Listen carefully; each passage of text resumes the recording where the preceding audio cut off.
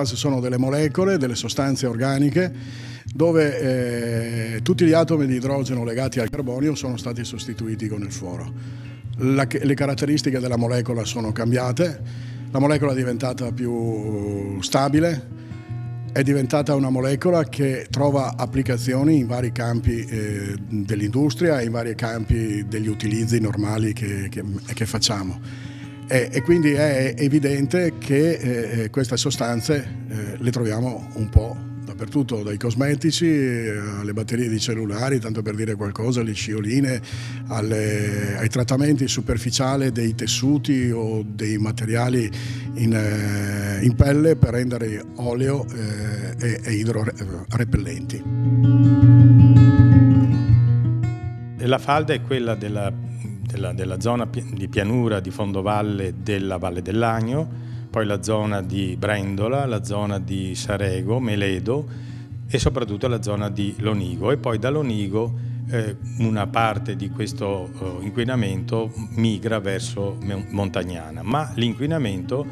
ha interessato, come negli anni 70, anche quella porzione di acquifero che da Montecchio si devia verso est-nord-est, quindi verso Sovizio, verso Creazzo e fino ad arrivare alla zona industriale di Vicenza. Qui i pozzi hanno una presenza significativa, importante, di composti perfluoroalchilici. Nella restante parte del Veneto le indagini che ha fatto ARPA hanno mostrato che non c'è presenza, se non a livelli proprio di tracce infinitesimali, non c'è presenza di perfluoroalchilici.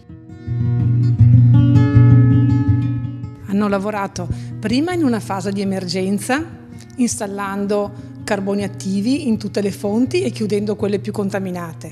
intensificando i controlli e rendendoli stabili. Stiamo anche lavorando nella costruzione di un laboratorio unico affinché sia anche avanzato nella ricerca per PFAS e per altri contaminanti nell'acqua, e sta pianificando degli interventi strutturali molto importanti coordinati dalla Regione Veneto. L'obiettivo di questi interventi è proprio quello di sostituire la fonte contaminata di Almisano e altre fonti che attualmente vengono trattate per abbattere queste sostanze, e sostituirle appunto con fonti che sono totalmente prive di PFAS. Quindi sono fonti alternative, provengono da, per esempio, le fonti di Camazzole, risorgive del Brenta, dall'area anche del Veronese, oppure trattamenti dell'acqua dell'Adige. Quindi sono totalmente prive di sostanze perfluoroalchiliche. Il sistema regionale della prevenzione sanitaria, che è venuto a conoscenza di questo problema nel 2013, ha immediatamente attivato tutti i controlli necessari sull'acqua potabile ad integrazione con gli enti gestori, naturalmente,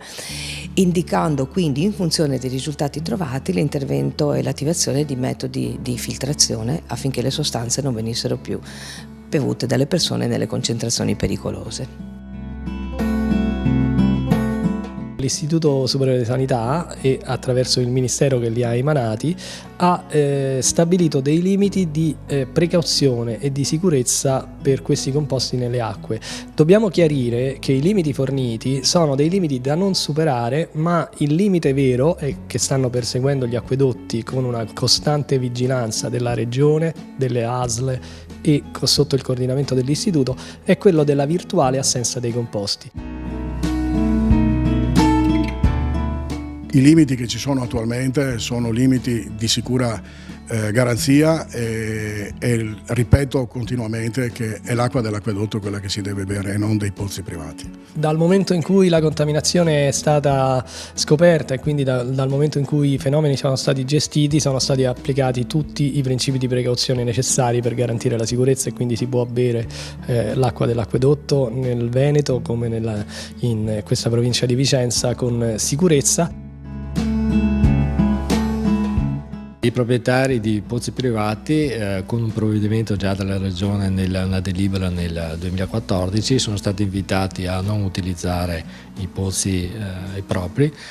se non prima aver fatto un'analisi che identifica eventualmente la presenza del problema, e qualora ci fossero dei problemi c'è la necessità, anzi l'ordinanza, di allacciarsi al pubblico acquedotto, e qualora invece questo non sia possibile, perché ci sono alcuni casi, devono predisporre i trattamenti di filtraggio per arrivare anche loro a livello locale, a livello domestico, a un'acqua pulita.